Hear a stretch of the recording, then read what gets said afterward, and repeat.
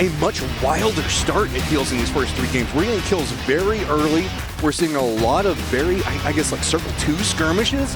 It's been absolutely crazy. I'm curious to see if this is going to continue through the entirety of the group stage, but we've been chatting enough about what could be happening. It's time to talk about what's going to happen as the map is ready. So let's go ahead and jump into game number 4. Yeah, it's time to Tego. Very excited to see what our teams are going to bring out on this map. See if there's any more early game scuffles like we've seen quite a bit, especially on Erangel. Quite a few, contests over vehicles and some kind of tertiary drop spot locations where a lot of teams want to flex out and grab like that single compound that has that extra vehicle or something like that. So this is a map, this is a plane path when you guys get to see it, that also is going to lend itself to potentially something like that happening. You never know, but... Well, we are looking at a bit shorter of a tournament whenever we look at comparison to normal PUBG tournaments, and I think that that's putting a lot of pressure onto these teams to play more aggressive, to fight for their territory, and in some of them, it's kind of come back to haunt them, causing early game casualties. We haven't really seen a big chance for people to be going after blue chip style stuff. Right. And it's kind of made it to where you hit this mid-game crash of teams just kind of trying to throw themselves into the circle and just losing people left and right. Yeah, it is kind of funny because I think some of the teams maybe took the wrong lessons away from PNC when we first had, a lot of this stuff come into the game with a lot of the new changes, that maybe there are certain things you can get away with, like going for hot drop contestants being kind of okay with losing a player early or something like that. But you can see here when we get back to kind of the more teams that have played with each other for a long time. Ooh, that's a nice circle to start. But when you get these teams that have played together for so long and they are much more sound in their decision making, especially when it comes to punishing stuff like that. Speaking of, I do see BB team. This is not the team that you necessarily wanted to see in an early scuffle. Bestalock looking for that M24 hit. Oh, he just missed. Okay, Sharp, can you get out of this? Looks like BB is going to kind of let that one go. Again, not a squad that really wants to take too much skirmish, but they don't have an option. Phil First is entirely surrounded here. The entirety of the stop-off has happened, so 3 different members. Besto is going to have to try to find some way to open and protect his teammates. Phil First is you're on no life already. Yeah, this is very difficult now. BB kind of has to hold their ground. I mean, Phil First is the one you're very worried about here for BB team. He's sandwiched in between a bunch of Sharper players. Even though it has been kind of a rough day, maybe that Rondo got them going a little bit. Bestalock trying to make a little bit of noise, seeing if he can get any reactions from Sharper, but they're holding their ground, and Exquisite is taking his time. He's southeast of this as BB starting to make the rotations in. I see Full Sense kind of crashing in a similar direction. Nate goes out, goes too far. Phil First already has the push coming out for Jedi, going for some peeks around, goes for the spray. Does manage to take him down, so Phil First is out, and that is a big part of the damage dealing component that we can look at for BB team. Already out, so best of luck. Got to go ahead and hop in the vehicle, and while they do have themselves a pretty centered position, it's already hot. Yeah, I mean, again, BB team is doing fine in terms of points, but seeing how well 17 is doing, even Rock and Falcons, I was kind of hoping maybe a little bit more, but this is definitely not the start they wanted. Good escape plan, though, to make sure they got at least one player out there. But now Full Sense has crashed in here. They smell blood. They want to try to take it to Sharper. Sharper retreating back to the safety of some of these southeastern compounds that kind of divided this particular area in half, essentially. But Full Sense is going to maybe go for a 2-2 kind of split. Leave 2 here to just hold the line, make sure Sharper can't push into them, and put 2 up on a hill. This is a strong position in the circle. That's no surprise, given how much of it's going to be water. Remember, we are very far to the south. So we've got Songam in play as well as Hosan Prison. That's going to be where we see the Falcons at. We also do have kind of that swampland that's going to be eating up some territory just to the west. Hosan up into the north that everybody's going to be trying to dodge out. So it's going to be this hilly area just to the center that a lot of these teams are going to be kind of scrapping around, trying to figure out where exactly that they want to go to. Now, be making their rotation in. They're going to be up to the northeast and again, kind of on that same similar pathing where everybody was trying to put priority into the compound that Sharper's at. Yeah, it's kind of a difficult situation already in the center of this circle. There were a lot of teams here early, so getting real estate is going to be difficult. So teams on the edge, going to have a tough time potentially if they can recognize the fact that it's going to potentially be a little more congested, that a lot of the territory is going to be already claimed. A lot of the compounds are already going to be claimed, so you might have to opt for some, edge fighting, which for teams like 17, they've been very potent at. Teams like T1, I'm a little bit more concerned. I feel like I've seen them kind of crumble in a few of those edge fights that they had okay positions in. Oh, no. But if they're fine, I'm sure. Nothing could go wrong. Yeah, I don't know. It's like the chances of it happening are so low. Oh, God. Oh, yeah. You can see Ian like, I don't like this. I don't like this. Please no. Everything's fine. Everything's fine. Don't worry. Yeah, it's okay. We've all been there. We've all been there. So my worry with Sharper, though, is while they did get this compound, they really haven't had a chance to loot much. And I'm curious if they're going to have enough breathing room with as many teams that are around them. Every single building that they try to go for is going to get punished, so it's going to make it very hard. But even if they're going to have a pretty low economy in this fight, it feels like. No, you're absolutely right. I mean, you can see there even, Jedi showing up to the party with a Tommy gun, which not bad at all in a situation like that, but, it's kind of interesting to me how much Exquisite was able to grab as well on his, solo position that he was in, and what he was able to bring, if anything. Maybe loaded up the car with a few extra goodies for his team, but just depends on how that all shook out. Gen.G going to be one of those teams making a late rotation that's going to have to play edge, but there's so many teams still left out on the northwest side of this. I mean, Rock is gatekeeping the double-decker bridge that's just to the northeast of Hapo, so it's going to be tricky. And speaking of Gen.G taking a fight here. Tycon down, but Imas does manage to get some shots back onto him. So it looks like they should be able to get the res, and this is going to be a bit messy as we even have similar team colors all stacked on top of each other. Here comes Bean, though. Wants to provide some type of support. Moss, though, has himself that Panzerfaust ready. Oh, good nade coming out from Flame. Moss has to run for cover. Wow, the timing here for Gen.G, really nice to get pieces in place to do some damage. And man, Flame just found that knock on Ahimas. He was down so low, somehow able to sniff him out. That is crazy good utility usage here from Gen.G. They know there's another player here. Destroy. Wants it. He wants to get that kill, but it is so hard to push around that wall. Now we're going to see Destroy play around this. Oh, get spotted out. Flame continuing a reign of terror onto AGAL. This is crazy. I thought this fight was going to go not great for Gen.G, frankly. There is no world in which I thought we could see a Gen.G and AGAL fight and it was going to go in Gen.G's favor. It just felt like momentum, play style. AGAL just usually has that. Tycon, though, still up. Tries to go for the spray on Flame. Doesn't get it. I think he might be predicting with this nade, but I think that once he runs through, I don't know if it's going to connect. Yep, nope. And he's got to worry about Falcons. They've got an angle into this fight. They already got one of the knocks on a high Saki there, so things very difficult. Going up the stairs, you're getting lit up by Shrimzy. Down to half health, has to go for the prone, so the res may be difficult to find up on the roof for Tycon. We know what he's capable of individually. We'll never forget that 1v9 he had on Miramar.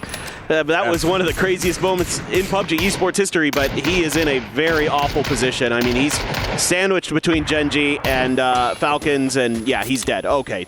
I mean, points for Falcons trying to creep up, pressed back in with Rock and 17. You can see Rock now officially in first. Did manage to pick up one kill in that bridge camp. You got the Expendables and change the game that were up around them, but Expendables going to have to wait for change the game to rotate in front of them. Rock has a bit easier pathing. Falcons not quite done with their harassment yet, but this is probably going to calm down. Falcons do have, where they dropped at into this circle gives them a lot of rotation options right next to the coast. So they're going to be playing very safe in a very strong position for quite a while and has a chance to farm quite a bit out of it. I'm just curious to see, are they going to opt into that? Are they going to opt into trying to play for a better position? There's two different ways you can go for it, because really, yes, you can kind of fight your way in, but it is just so compacted in the center of the circle. Yeah, I mean, I think the name of the game here for Falcons is rotation control, making sure that other teams aren't going to be able to wrap from your south or north, making sure that that road, that intersection is under your control, and that you make sure that you're directing traffic. And I 100% agree with you, but it also gives you the pivot like you're talking about, where you can go one direction or another. Like the southern rotations can be really useful on this map. You see it all the time where teams go all the way down to that southern road and can find avenues into later circles if necessary. I mean, we're looking at right now two different ways. We've got Burron that is coming over here, and then DK that's running their 2-2 split. Well, I say kind of 2-2. I think we saw them in a glider a second ago just trying to scout out ahead. So they should find some Rock doing a bit of rocket and rolling in their vehicles, but they should be fine. They're going to come over here next to the swamp into the northwest. Really, it's going to be change of game that could be kind of close to them, as well as Gen.G, who has managed to get out of position and should be a bit safer where they're playing for the time being. Yeah, do see one team up in the air right now in an emergency pickup. Should be just past the middle once this circle closes here for GSW. As kind of going to be difficult to find. Again, stuff in the middle. There is one compound next to Toyo that's open. I will say that Rock can sometimes play a bit passive. We saw that during the PGSs. Yeah. After the success in that last game, we're now seeing them kind of set a pace. Doing bridge camps. Yes, they are still coming into the circle a bit late, playing for position. That's their bread and butter, right? But it's a more aggressive shift in the circle, too. Way down into the south. Songam still in play. Buram, DK feeling pretty good. T1 going to go ahead and recollapse. Toyo's going to have a hillside to play from. 17 already in it, but Falcons going to have to deal with Rock rotating very close to him. T1 has to just set up a barricade here on the north side of Songam. Don't let anybody get through you. You have to hold the line. Meanwhile, GSW trying to just get in there somehow, some way. Buriram has eyes on it. They're doing damage. They do find the knock, but it's not the confirmed kill. Xiaotong was low enough that he's not confirmed dead just yet. Will they be able to get the res? Hard to say, but it looks like maybe they're good to go. Oh, well, there's in the red zone. Right in the middle of all this. Yeah, right on these trees. GSW suffering from some gunshot wounds. See if they can manage to get out of the red zone before that does its own set of problems. Most of the other teams look like they've managed to kind of hunker down into some type of cover, but there's a lot of vehicles in this rotation. It's just going to be pretty bold. How ballsy are you? Can you just run right through the red zone to get to the cover you want, or are you going to stop off for a building? This is going to be hard to make some choices off of, and a lot of these teams are kind of stuck in the middle of it, even on foot. Yeah, this is just really nicely played by Flame, so we're getting a quick replay. There's a lot of teams trying to get into this next circle here, but hard to do it better than he did. Found a great angle there for that grenade from the stairs. That's really nicely managed, and Full Sense probably needs to spread out just enough that they're all not going to get knocked by a red zone if they get unlucky. You got GSW there right next to them. 2-2 split. They did get the res to come through, so yeah, they're A-okay there. Meanwhile, Rockas, they lost a player to the camp there from Falcons on that crossroads. C-17 trying to gatekeep out Navi, who's trying to get a bit closer to Songam. Not going to allow that too much more. Full Sense trying to sense where exactly this red zone is going to land. Like clinging to trees and life and safety and providing it for the time being. Late rotators we've got in this are going to be Rock, Gen.G, and really the Expendables, but it's kind of the carryover of that Rock gatekeep that we saw just a moment ago. Full Sense feeling a bit better now, starting to do a couple of peeks up the top. GSW, they haven't even been able to get the feet underneath of them yet. This is harsh. This is tough. I mean, the problem for Full Sense is they want to take this fight to GSW and clear them out of their territory, but Toyo has an angle into that when they start taking some of those peaks, so they might have to try either to just back off or try a different direction. You want a smoke stick come out for GSW, so some of that pressure will have an effect in terms of diminishing some of the util that your opponent might have later into the game. So, it's not too bad for Full Sense, actually. And this is a very important hillside. Whenever we look at how much of the circle is still water, we're going to have to make some assumptions that with this being pretty much centered, it's going to still continue to hang around here. So you need to make sure that you're keeping up your ammo, everything else like that. And GSW kind of is doing a good job on stalling out enough with what's going on with Full Sense right back behind them. The Full Sense has to be a bit cautious because changing the game might be able to spot them out, or even EK, depending on how much we want to see going on. PWD just kind of roaming out over the water right now in his glider, feeling pretty good, seeing if he can spot out any rotations coming back behind it. But it's going to be Spyro that did spot out the Expendables in the red zone right now, but we'll see if that has any measure or meaning in a little while. Looking to see where the next circle goes. Another red zone shifts right on top of the poor Falcons. As do hear a res coming through. I believe that's the Expendables, if I'm not mistaken. Yeah, Circle's going to keep that hillside you were talking about in. Yeah, a lot of these circles that end up this south end up just west of Songam, so kind of just going to keep your eyes on that part of the map. But there's a lot of territory to work with. There's a lot of hillsides, a lot of trees, so a lot of options for these teams to play with. Gen.G in an emergency pickup. I don't know. Yeah, I would go coast, but you know, they're probably going to try to go center or something, but there's just not much available. Already taken, and Falcon's just going to kind of sneak in and just find a compound for free and feel really good about that. Glance up, everything's fine. Everything's fine for right now. Don't worry about it.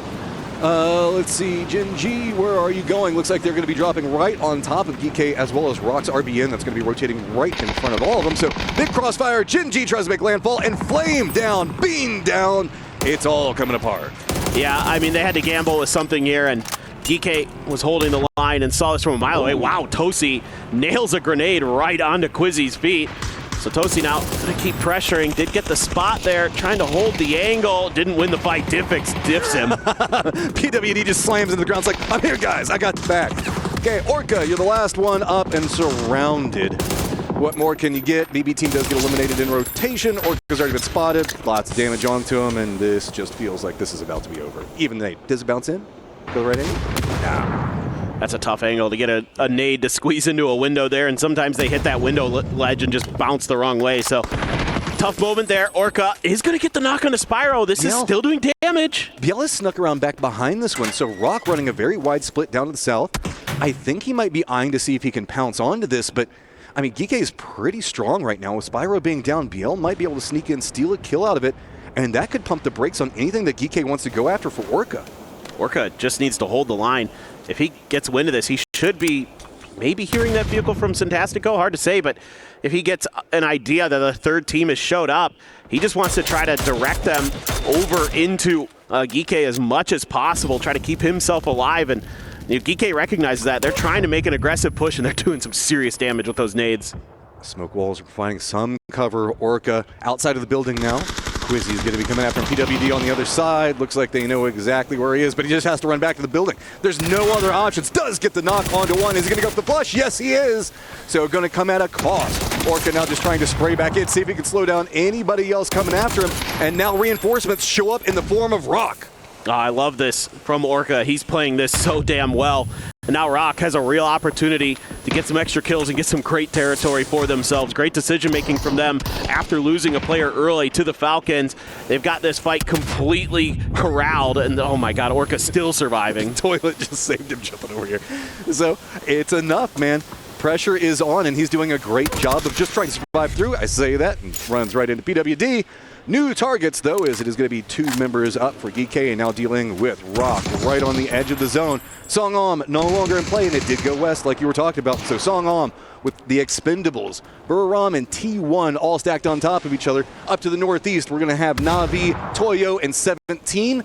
Over next to School, we're going to have Sharper as well as Falcons, and this is going to get messy in a lot of different areas. Yeah, I mean, the circle now not going to offer much more protection. Diffix with a good spray. Up and over, RBN answers, though.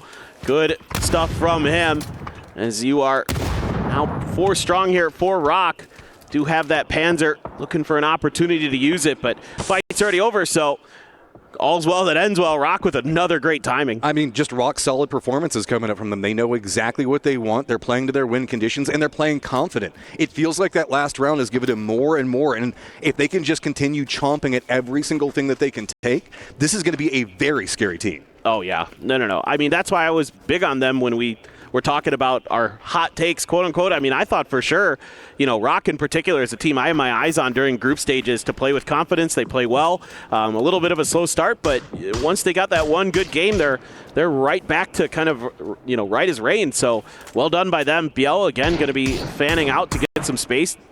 Little does he know, there's nobody around him, so he's actually going to get tons of information on what's free and available for him. Totally comfy. Okay, Song-Om fight. Here we go. The Expendables trying to brute force their way right in between T1 and Buriram.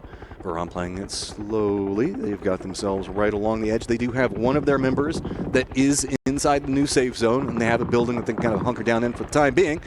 T1 playing just to the north of that. So you can see the Expendables don't really have too many options. Delwin's playing very far to the south. He's already been spotted out. Dutch is just going to be the north of him. But this is just kind of awkward all around for the Expendables. They don't have an easy pathing into this, but they really just want to make this specific push, and I don't know. I don't know if they have the vehicles or anything else to make anything else happen. No, they just have to fight for every square inch.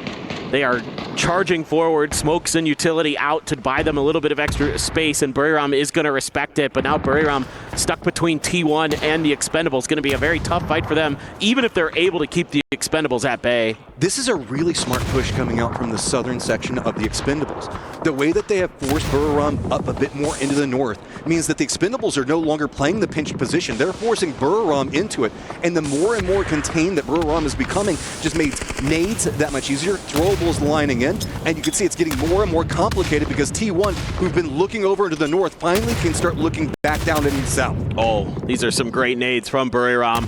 Delwyn here trying to find an angle. Tanvu stuck. Oh, that was great timing for Tanvu. The drop shot is good. Khan is down. And Dynasty gone. Delwyn able to deal with him. And TE, I mean, we saw it at PNC. This Vietnamese team can frag in close quarter situations, and they are just not stopping. They might not make it all the way into the circle, but they're going to take down whoever they can and bring them with them back into the lobby. Delwyn lined up against Eddie right now. Nades going just a bit too far. Finally does connect. So Eddie takes down Delwyn. Going to be able to get some more contain in this controlled area. Spots out Tanvu as well. Goes for a couple of shots.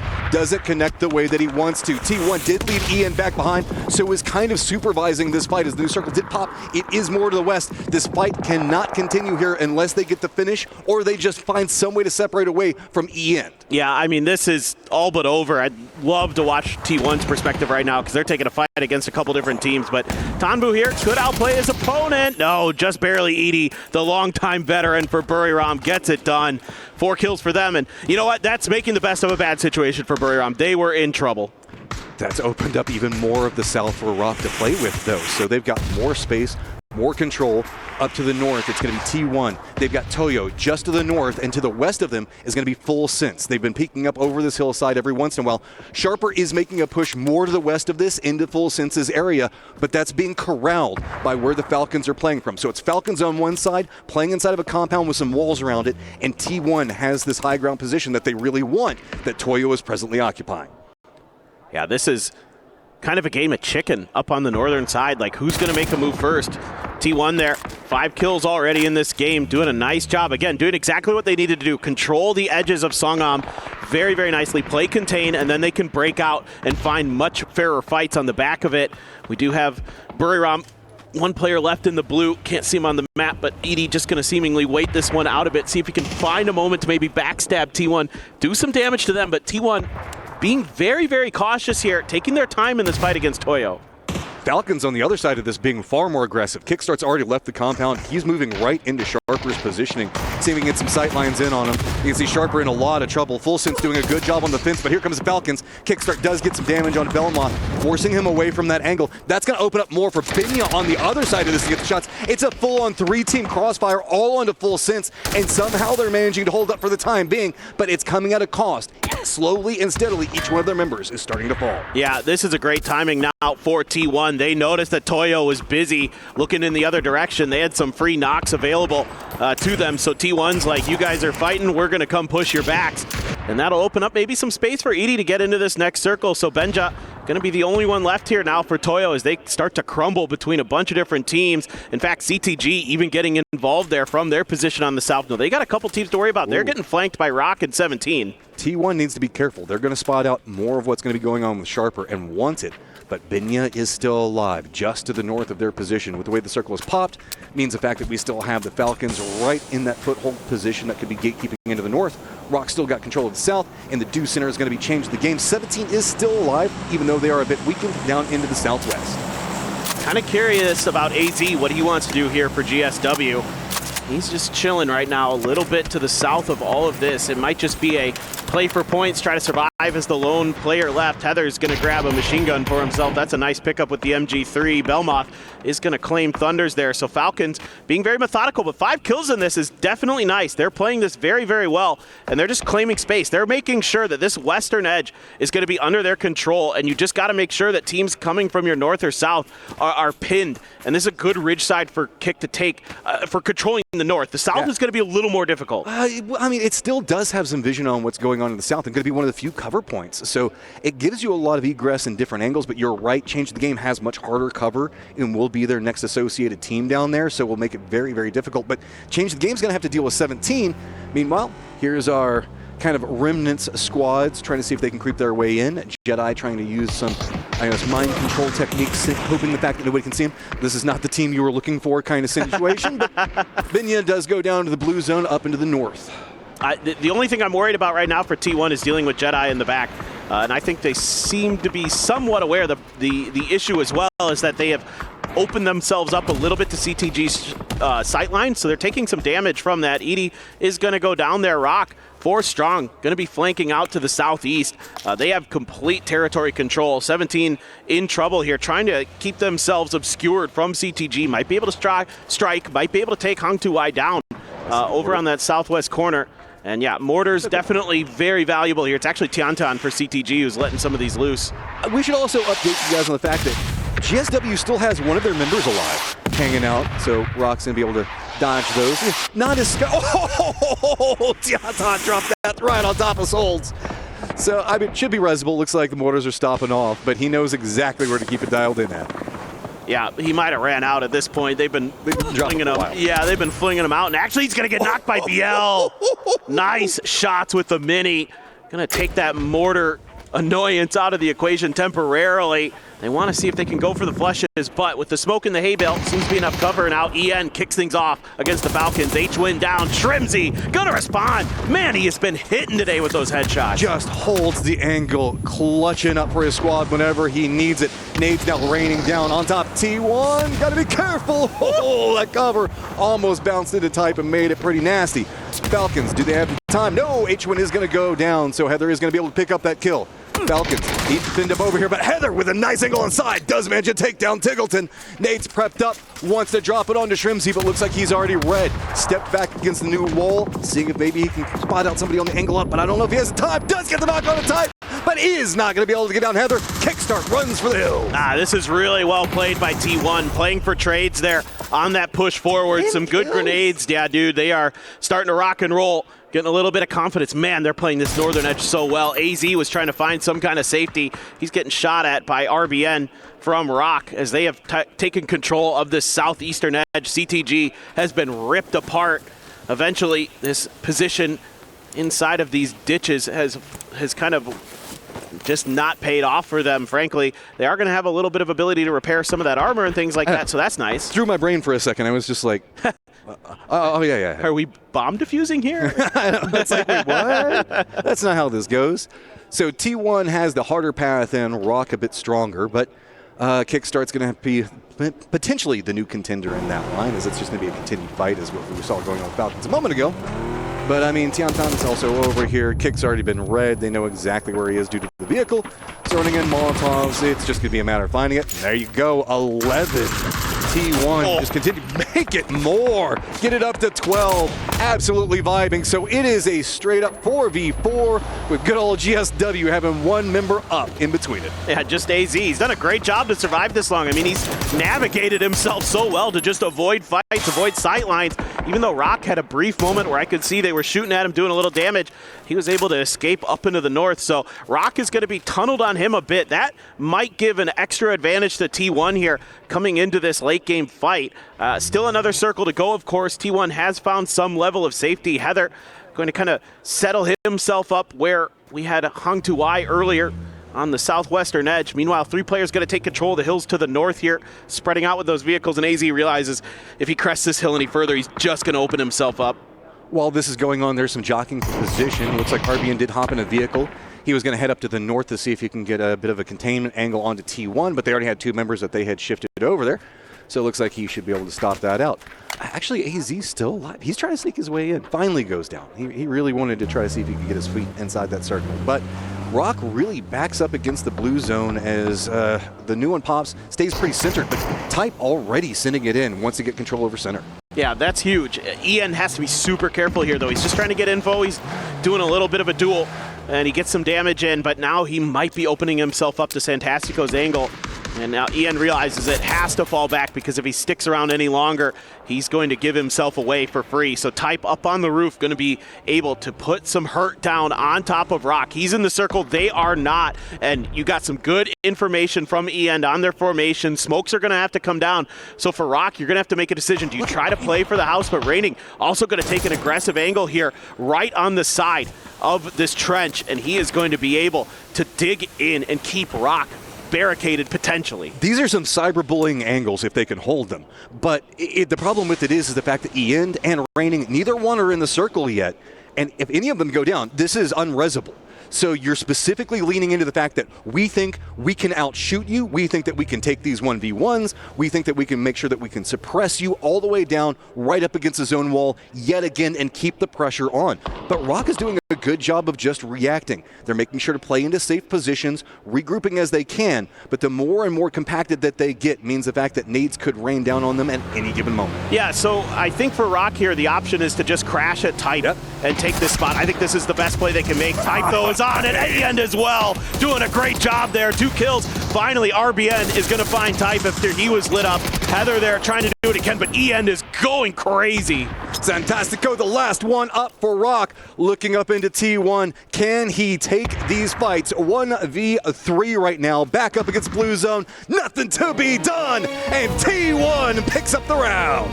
That is so well handled by T1. Their zone control of Songam, their control of the northern side, finding their times to take the fights on the northern edge of the circle, rotating through, clearing their edges, and then fanning out and boxing Rock out of that next circle. Absolutely brilliant. This was a story of two teams' confidence. You could see it. Rock, early game, bridge camping, playing along that southern edge, taking firefights, third partying. Meanwhile, T1 opting into wide splits, holding down angles, not being afraid of any team, and just stepping up against them. And this is going to pay off well. They're going to feel really good off of